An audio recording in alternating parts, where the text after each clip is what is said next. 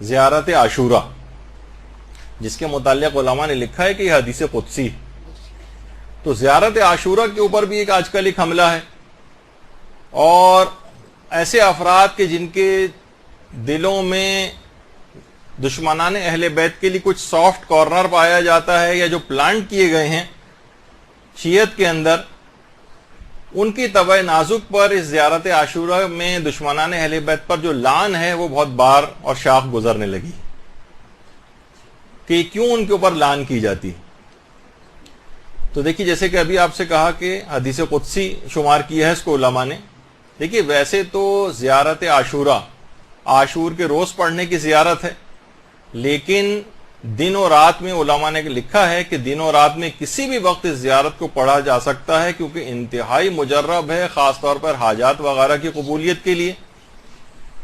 اور باقاعدہ آیت اللہ بہجت سے منسوب ایک ان کا ایک خواب ہے، جس کو باقاعدہ طور پر میں نے کسی کتاب وغیرہ کے اندر تو نہیں دیکھا ہے، لیکن ان سے ایک بہت شہرت دی جاتی ہے کہ انہوں نے اپنے استاد آیت اللہ علی آقا قاضی کو خواب میں دیکھا تھا.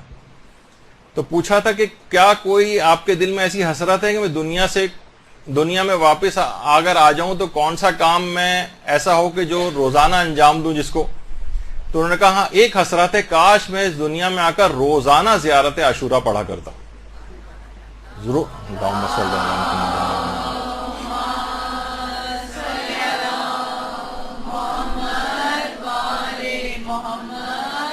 شیخ جواد عرب عراق میں تقریباً 1332 ہجری میں نجف میں ایک عالم گزرے ہیں. انہوں نے خواب میں حضرت اسرائیل کو دیکھا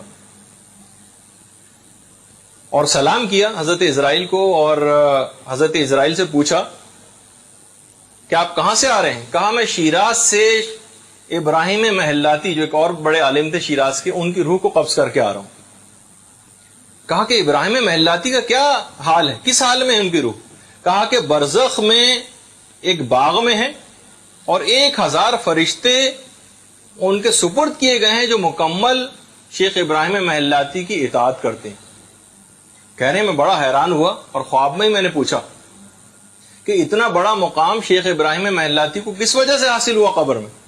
کہا کہ حضرت اسرائیل نے کہا کہ زیارت عاشورہ کو پابندی سے پڑھنے کی وجہ سے.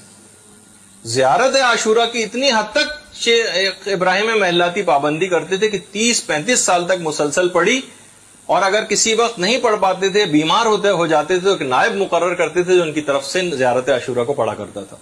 تو دیکھا آپ نے کہ قبر میں فائدہ پہنچانے والے اعمال میں سے ایک یہ بھی بہت بڑا. اچھا، ایک کتاب ہے آخرت ساز واقعات، اردو میں ترجمہ بھی ہو گئی ہے. علی افضل قومی قبلہ مولانا نے اس کا ترجمہ کیا ہے.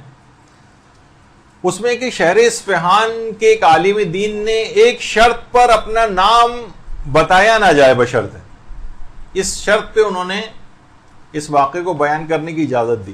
کہنے ایک رات مجھے الہام ہوا کہ اصفہان کا ایک مومن دکاندار ہے، اس کو 45,000 تومان لے جا کر مدد کے طور پر دو.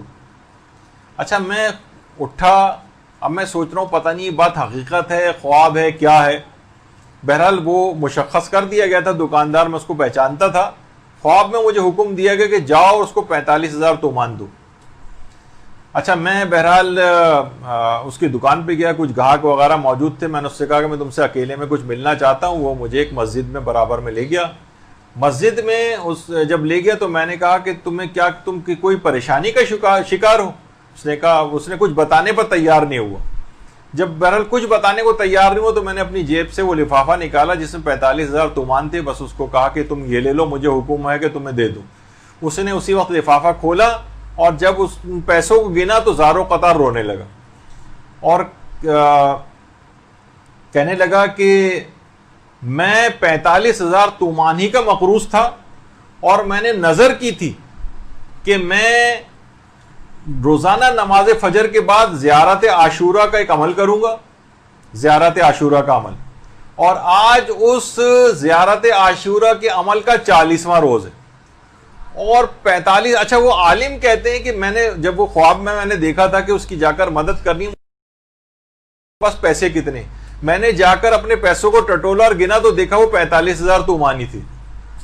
اور جب اس آدمی کو بھی 45,000 تومان، تو خود زیارت عاشورہ علی الخصوص علماء فرماتے ہیں خاص طور پر عام طور پر بھی دعاؤں کی قبولیت کے اعتبار سے بھی اور اس لحاظ سے بھی کہ اگر ہم شب قدر میں اس زیارت عاشورہ کو پڑھیں اپنے تمام مشکلات اور پریشانیوں کے حل کے لیے تو وہ بھی بہت اہم ہے.